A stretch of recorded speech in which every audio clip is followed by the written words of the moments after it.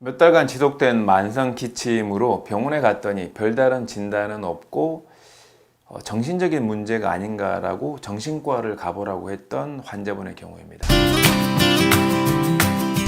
제가 본 40대 중반 여성 환자분입니다. 이제 평소 스트레스로 늘 이제 가슴이 답답한 편이셨는데요.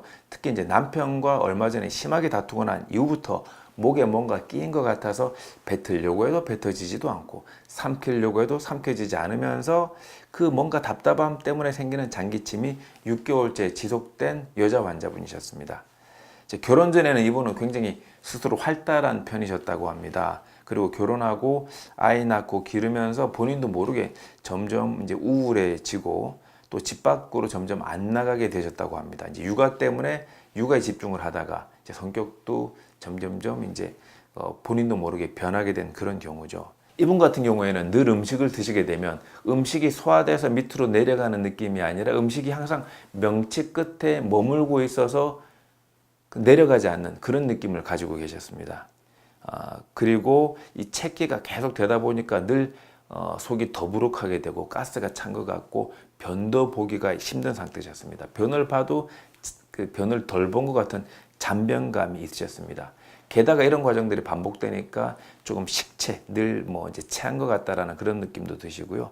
게다가 이런 과정이 반복되니까 예민해지면서 저녁에 잠도 잘 안 오는 불면증까지 겸하게 되었습니다.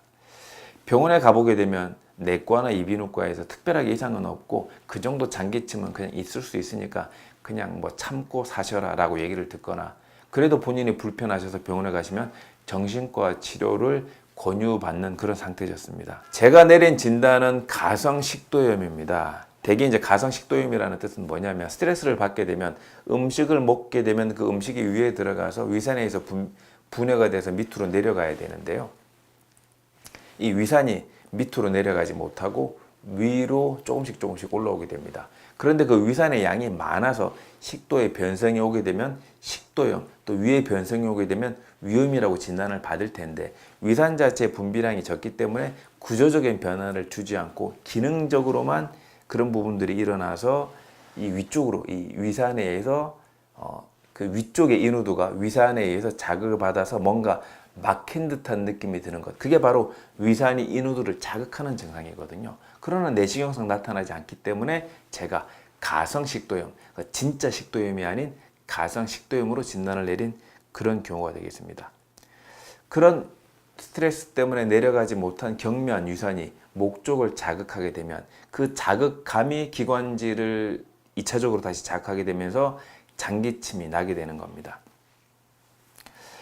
배아노 만성기침 3단계 치료 원칙에 따라서 일단 그 기침을 일으키는 그 인후두 부에 간질간질한 막힌 상태인 인후두 염증을 제거하는 인후두 약침을 직자 방식을 통해서 직접적으로 제가 주입을 했고요. 그 염증이 삭혀지면서 기침이 없어지도록 치료를 해드렸습니다. 두 번째는 원인 치료입니다. 인후두 염증은 2차적인 것이고 인후두 염증을 일으켰던 원인인 이분은 이제 그 가성식도염, 그 가성식도염을 치료해야 되는데요. 궁극적으로 가성식도염이 생기게 된 게 비위 기능이 약해서 생기신 거라 비위 기능을 튼튼하게 해서 소화가 잘 돼서 위산이 위로 올라오지 못하고 밑으로 잘 내려갈 수 있도록 도와드리는 그런 치료를 했습니다. 세 번째는 재발 방지 치료입니다. 이 남편으로부터 받는 억울한 마음 그리고 활발한 성격인데 밖에 나가지 못하고 양육만 하게 생겨서 생기게 되는 그런 답답한 마음을 치료하기 위해서 그 본인이 갖고 있는 마음을 열 수 있는 마음을 다시 좋게 회복할 수 있는 그런 치료를 해야 됩니다. 그래서 저는 이 억눌린 감정을 참고만 있지 마시고 풀기 위해서 한 번씩 산에 가서 등산을 해서 고함도 지르고 야호 이렇게 고함을 지르시는 거죠. 그리고 산에 가기 힘드시다면 집 가까이 있는 노래방을 가셔서 노래도 큰 소리로 부르고 이런 과정들을 통해서 억눌려 있는 기운을 풀고 억눌려 있는 억압되어 있는 그런 감정 상태를 풀게 되면 이 장기침이 해소되는데 훨씬 많은 도움을 받을 수가 있습니다. 필요하다면 부부가 같이 가셔서 같이 노래를 부르신다고 그러면 꼭 두 부부가 어떤 구체적인 상담 치료를 하지 않더라도 같이 노래방 가셔서 노래를 하는 것만으로도 눈이 맞고 기분이 맞으면서 또 만성기침을 해소하는데 도움을 받는 경우도 많이 보고 있습니다.